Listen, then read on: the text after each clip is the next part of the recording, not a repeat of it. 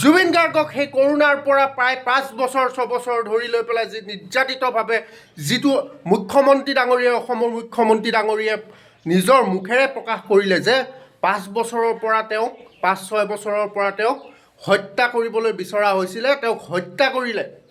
সেই হিন্দুজনক যে হত্যা কৰিলে আমাৰ যিজন অসমৰ সম্পদ, লগতে ভাৰতৰ গোটেই পৃথিৱীয়ে জানে। নমস্কাৰ বন্ধুসকল, এটা ছাবজেক্টৰ ওপৰত ভিডিঅ'টো বনাওঁ বুলি ভাবিলোঁ।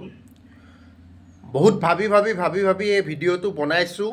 এই ভিডিঅ'টো কিছুমান লজিক আছে, আপোনালোকে ভিডিঅ'টো সম্পূৰ্ণকৈ চাব বুলি আশা ৰাখিছোঁ। আৰু মই জানো এই ভিডিঅ'টো চোৱাৰ পিছত কিছুমান অন্ধভক্তই ইয়াত জ্ঞান জাৰিবলৈ আহিব আৰু কমেণ্ট জাৰিব, সেইটো মই ভালকৈ জানো, কিন্তু আই ডোণ্ট কেয়াৰ। এতিয়া চাব, আমাৰ ট্ৰেণ্ডিঙত চলি আছে বাংলাদেশত দীপু চন্দ্ৰ নাথ বুলি কয় এজন যুৱকক, হিন্দু যুৱকক বাংলাদেশী মিয়াই দৌৰাই তেওঁক গছত ওলমাই লৈ পেলাই হত্যা কৰিলে, জুই লগাই দিলে। সেই কথাটো এখন গণতন্ত্ৰত কিন্তু গ্ৰহণযোগ্য নহয়, সেই কথাত বেয়া পাইছোঁ। হয়, এখন গণতন্ত্ৰত এজন মানুহক মানে মৃত্যুদণ্ড দিবলৈ পাব্লিকে মিলি লৈ পেলাই সেইটো কোনো অধিকাৰ নাই, কাৰোৰ সেইটো অধিকাৰ নাই। সেই বস্তুটো বাংলাদেশৰ চৰকাৰক আমি গৰিহণা দিছোঁ, লগতে ইয়াৰ ওপৰত উচিত তদন্ত কৰিব বুলি আৰু দোষীক উচিত শাস্তি দিব বুলি আমি আশা ৰাখিছোঁ। এতিয়া চাব, বাংলাদেশত এজন হিন্দু যুৱকৰ অত্যাচাৰ কৰি হিন্দু যুৱকজনক হত্যা কৰা হ'ল। সেই ক্ষেত্ৰত আমাৰ মিনিষ্টাৰ MLA লগতে বিপক্ষ যোনবোৰ বিৰোধী দলৰ নেতাসকলেও আজি পষ্ট কৰি আছে। কিন্তু সেইসকলক মই সুধিবলৈ বিচাৰোঁ, হে ৰজাঘৰীয়া, সৌ সিদিনাখনলৈকে যেতিয়া মণিপুৰখন অশান্ত হৈ আছিলে, সেয়া কি মুছলমান আছিল নেকি, নে মিয়া আছিলে, নে খ্ৰীষ্টান আছিলে? তাতোতো হিন্দু আছিলে। আমাৰ ভাৰতৰ প্ৰধানমন্ত্ৰী আজি পৰ্যন্ত গৈছেনে নাই নাজানো, আজি পৰ্যন্ত যোৱা ভিডিঅ' এটা দেখা নাই সেই মণিপুৰখন অশান্ত মণিপুৰখন শান্ত কৰিবৰ কাৰণে। সেইসকল কি হিন্দু নিৰ্যাতিত হৈ থকা নাছিলে? আজি আপোনালোকে দেখিছে আমাৰ ভাৰতৰ প্ৰধানমন্ত্ৰী নৰেন্দ্ৰ মোদী ডাঙৰীয়া আমাৰ অসমলৈ আহিলে। অসমত আমি ৱেলকাম জনাইছোঁ, আহক। অসমত আহি লোকপ্ৰিয় গোপীনাথ বৰদলৈ টাৰ্মিনেলটো অপেনিং কৰি থৈ গ'ল। কিন্তু আমাৰ এটা কথা জানিবলগীয়া যে আমাৰ সাৰ্থক যিগৰাকী অসমৰ সম্পদ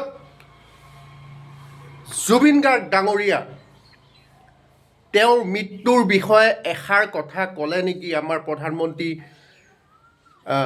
নৰেন্দ্ৰ মোদী ডাঙৰীয়াই? এতিয়া পৰ্যন্ত এটা কথা কোৱা নাই।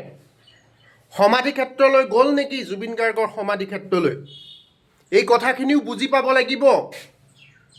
জুবিন গাৰ্গ কি হিন্দু নাছিলে? জুবিন গাৰ্গক সেই কৰোণাৰ পৰা প্ৰায় 5 বছৰ 6 বছৰ ধৰি লৈ পেলাই যি নিৰ্যাতিতভাৱে যিটো মুখ্যমন্ত্ৰী ডাঙৰীয়াই অসমৰ মুখ্যমন্ত্ৰী ডাঙৰীয়াই নিজৰ মুখেৰে প্ৰকাশ কৰিলে যে 5 বছৰৰ পৰা তেওঁক 5-6 বছৰৰ পৰা তেওঁক হত্যা কৰিবলৈ বিচৰা হৈছিলে, তেওঁক হত্যা কৰিলে।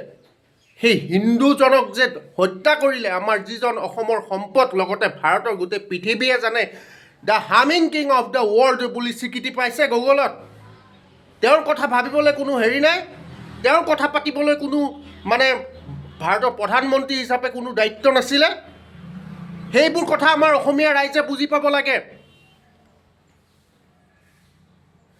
এই কথাটোত আজি বাংলাদেশত হিন্দুৰ নিৰ্যাতন হৈছে বুলি এই কথাটো কিন্তু প্ৰত্যেকবাৰে যেতিয়া বাংলাদেশত কিবা হিন্দু লোকৰ যদি কিবা নিৰ্যাতন হয়, আমাৰ মিনিষ্টাৰ MLA লগতে এই ভাৰত চৰকাৰখনে পষ্ট কৰাৰ উৎপাতটো বেছি হয়।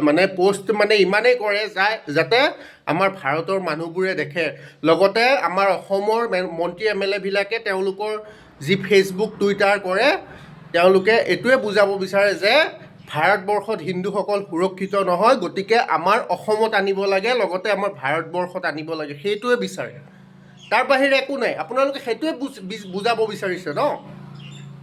আজি পৰ্যন্ত জুবিন গাৰ্গে ন্যায় পোৱা নাই। আপোনালোকে ভেকু ভাওনা কৰি আছে, যাওক ভেকু ভাওনা কৰি আছে।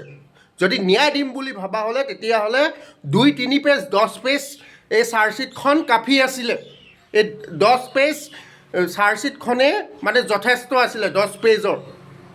যদি আপোনালোকে ভেকু ভাওনা নকৰিলে হয়, এইবোৰ 10,500 11,000 পেজৰ চাৰ্জশ্বিট নিদিলে হয়। কেইবছৰ লাগিব ভগৱান জানে। আপোনালোকে অসমৰ ৰাইজসকলক বিশেষকৈ মই কৈছোঁ, বিশেষকৈ বুজি পাওক। এইবোৰ ভিডিঅ'টো চোৱাৰ পিছত কিছুমানে কমেণ্ট জাৰিব বুলি মই ভালকৈ জানো। মোৰ একোডাল, গতিকে আৰু বিশেষ নকওঁ, কথাখিনি ভাবি চাব। জয় আই অসম, জয় জুবিন দা।